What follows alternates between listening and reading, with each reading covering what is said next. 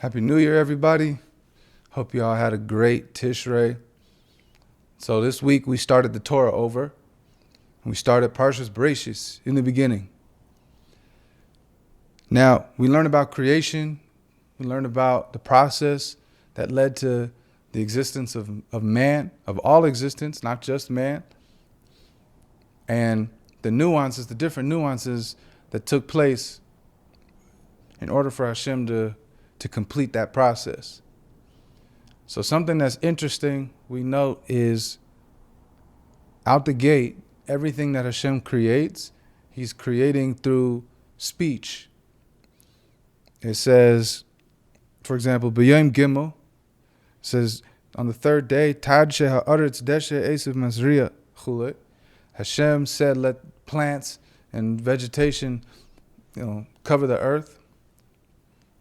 And he says, Eitz ha'iseh pri chulet, the trees, fruit-bearing trees, etc. And it says, Vayichein. So Hashem would speak something into existence and it would say, Vayichein. And there it was, complete with its life and everything the way that we know these things to exist today. When it comes to man, it's not a completed process in one fell swoop. It's separated, right? He says, Dal Rebbe says, Shanase gufa tchilim b'fnei atzmai. First he created the body. Afar b'lishum nefesh chiyunis b'seichai. He created man from the earth, from dirt, by itself, just a body with no life inside of it. Then it says, Vayitzer Hashem Elikim esa adam afar min ha'adama. It says that Hashem formed man from the earth. And it says, Shari Shayna Tzuar Afaroi. M'tchila ha'yagolem. In the beginning, it was just, man was a golem, right? Just this figure, this being made out of clay, essentially, with no life inside of it. But then it says, Vayipach ba'apav nishmas chayim. Then Hashem blew life into his nostrils. So, first of all, why the separation in style of creation from man to all the other things that preceded the creation of man? And why dirt? So, it's brought in Chassidus and Kabbalah and elsewhere that there's four major levels of existence, of life, we'll say. There's daimim, which is inanimate objects, minerals, rocks, the earth. And the next level is tzaimeach, which is plant life, vegetation, things that grow. Then you have chaya, which is a more complex life form in that we know that plants are alive, right? They do things like, first of all, plants can die, they sprout, they're born, plants make more plants, right? Make more plants, and there are plants that protect themselves.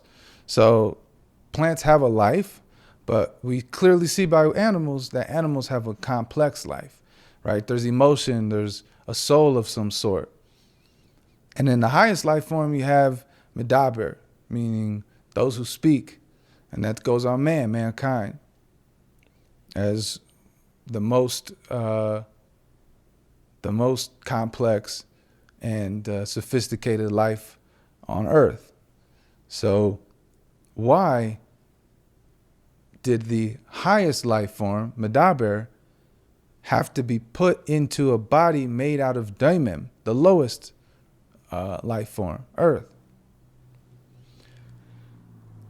So the purpose for creation is to make a dir b'tach tainim, make a place for God here in this physical world, right? This world there where we don't see revealed godliness at all times. We're not constantly aware of his presence. For this world to operate with an awareness of God is the goal. So to uplift this physical world to godliness, to be a world of godliness. If there's 4 levels of existence, of creation, then it makes sense that the highest would have to work with the lowest. It says that when you lift a pile of something, you lift a pile or you're lifting something from the ground, you lift from the bottom, right? If you pick the bottom rung up, then everything above it will come along with it. So the idea is that since the neshama, the soul of man, medaber, the godly soul is a chelek elokah mimal, mamish, or is a literal piece of God above. In order for the neshama, which is Hashem, a piece of Hashem, to lift the physical world to godliness, it makes sense that the neshama would be placed in the lowest rung, to uplift the lowest rung and lift the rest of existence and creation up along with it. So we have a choice. We can operate according to our base nature and our physical existence, which is dirt, or we can rise to the occasion and elevate the earth and everything around it. Because the body of man is lower than plants, lower than animals. It's the lowest rung. So the neshama, the man has a great responsibility to live up to the expectations of Hashem and to elevate himself and the world around him.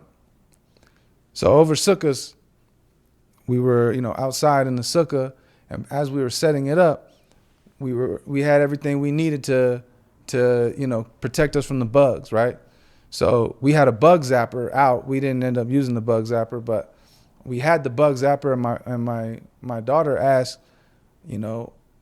what happens with the bug zapper? How does it keep bugs away? And so we said, the bugs they're attracted to the light and then they die. That's the idea of these bug zappers. And so she was like, why do they have to die? Why do we have to kill the bugs? Why can't we just make them stay away from us? Which ultimately is what we do every year and what we ended up doing this year. But the question still remains, why would a bug have any less level of importance than man, when you consider the fact that a bug was created as a bug with its life, and a bug does exactly what Hashem wanted it to do, be a bug. But we, on the other hand, were given responsibilities, and most of us can't say without a shadow of a doubt that at all times we are living up to God's expectation of us. So in truth, this is the message. We can choose to be lower than the animals, and lower than the vegetation, the plants and the earth around us, or we can elevate the earth and ourselves and the plants and the animals and uplift it and use it all to God.